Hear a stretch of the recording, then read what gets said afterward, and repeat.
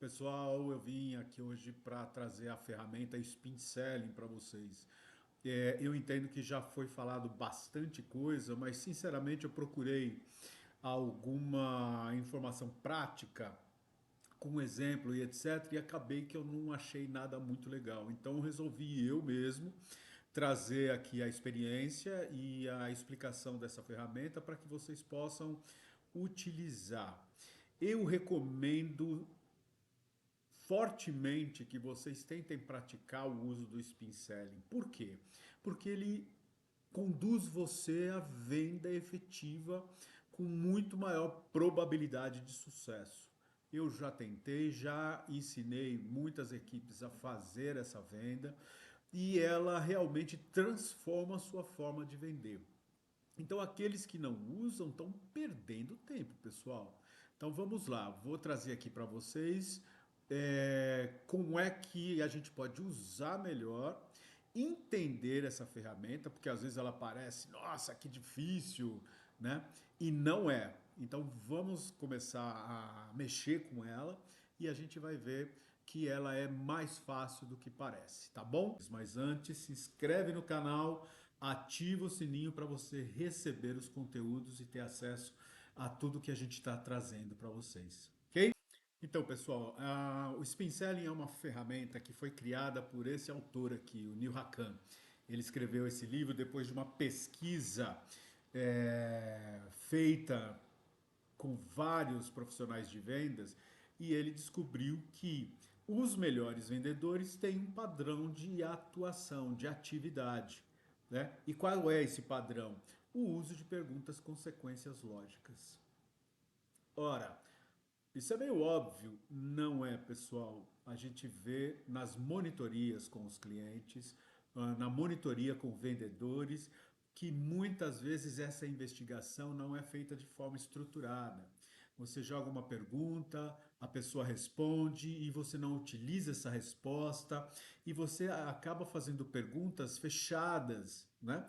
Além de perguntas abertas, porque o grande barato do spin selling é você fazer perguntas abertas para monitorar e entender o contexto da vida daquele cliente, do negócio dele, da atividade dele e até o contexto dele, o status dele naquele momento. Certo? Então vamos lá. Como é que funciona o fluxo do spin selling? O vendedor, então, usa perguntas de situação. Quais são essas perguntas de situação? Aquelas perguntas que você vai tentar entender qual é o status e o contexto desse cliente. Quando ele te responde, então você define um contexto para efetuar perguntas de problema. Então você vai entender e você vai verificar e analisar daquela situação que problema que ela pode trazer para ele que ele ainda não viu. Ok? Então vamos ver que isso é bem importante. Quando você traz uma pergunta de problema, você vai então criar uma necessidade implícita nesse cliente, porque ele pensando junto com você, caminhando junto com você nessa conversa, ele mesmo vai raciocinando a necessidade ou não daquilo que nós estamos propondo. Então ele vai trazer essa necessidade implícita para você e você então vai poder desenvolver perguntas de implicação.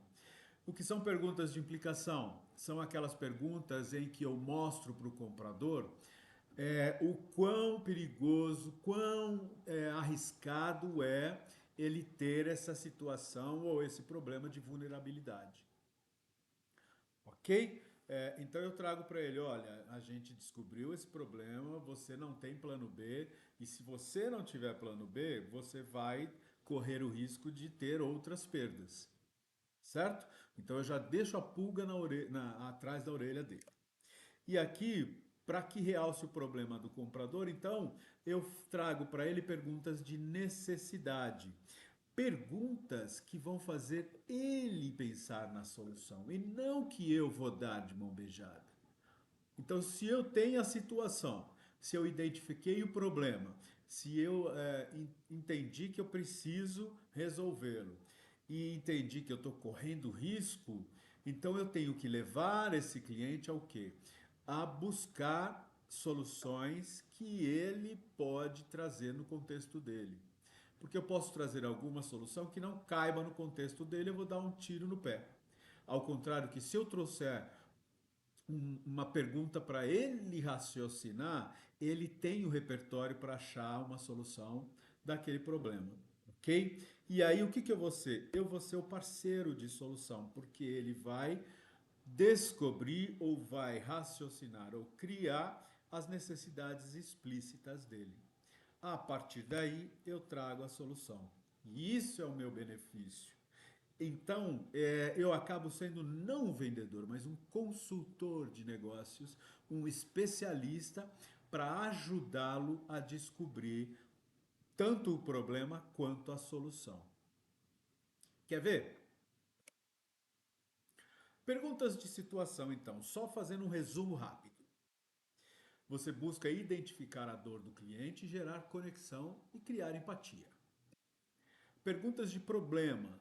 Estímulo para enxergar o problema com mais clareza e despertar para necessidades de solução. Perguntas de implicação. Você potencializa a dor para gerar urgência e valor naquele tema.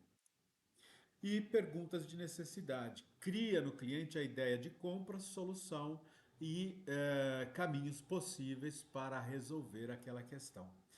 Um breve exemplo. Eu vou lá e pergunto: quantos fornecedores você tem? Provavelmente ele vai me trazer: eu tenho um fornecedor, estou fechado com aquela empresa que é nossa fornecedora há algum tempo e está nos atendendo bem. Então, o que, que eu trago para ele? O risco dele estar com um fornecedor apenas. Você tem plano B? Você não acha arriscado? Você concorda que ter um fornecedor só pode te trazer alguns destemperos, alguns problemas, alguns riscos no meio do caminho? Pode ser que ele já tenha pensado nisso e pode ser que não.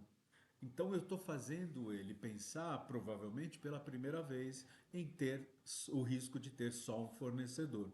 Porque às vezes eles fazem as coisas um pouco automáticas, principalmente no B2B, né? Nós estamos falando de B2B aqui. Então ele atua de forma automática e não consegue, em função de tempo, em função de sobrecarga, em função de uma série de situações, não consegue é, ter uma visão maior sobre aquelas atividades dele.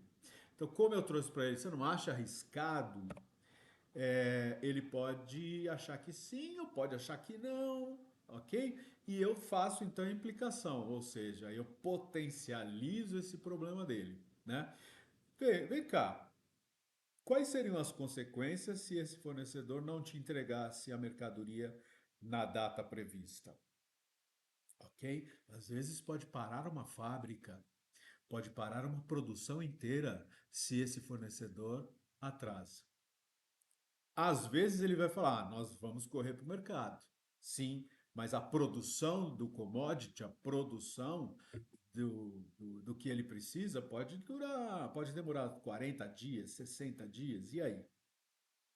Ok? Então aqui nós descobrimos o problema e a gente está então avaliando na pergunta de implicação. E aí o que, que eu faço? Eu crio no cliente a ideia de compra, trazendo uma pergunta de necessidade. Nesse caso aqui, como vocês avaliam a oportunidade de um novo fornecedor para minimizar os riscos? Ora, eu não dei a solução, mas eu fiz ele pensar, ok? E aí eu trago então a solução. Olha, nós somos o fornecedor desse tipo de produto, a gente atua dessa forma, nossos prazos são esses, tem ou não tenho pronta entrega e etc. Aí está na hora de eu apresentar com todo o meu repertório o que a minha empresa pode fazer. Para o quê? Agregar valor.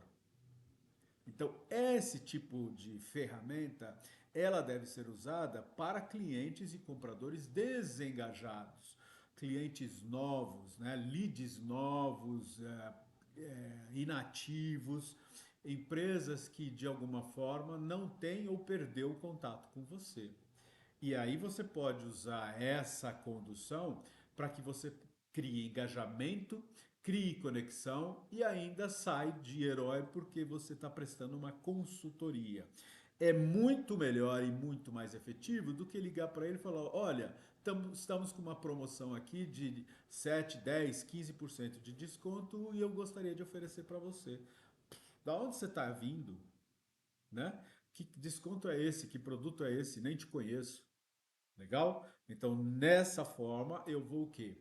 Fazer com que ele crie a ideia de compra e vou aumentar e muito a minha probabilidade de venda. Legal? Gostaram? Então procure agora aplicar no seu dia a dia. Crie perguntas de situação, problema, implicação e necessidade e vocês vão ver como seus resultados vão melhorar e muito. Ok? Então era isso. Até a próxima.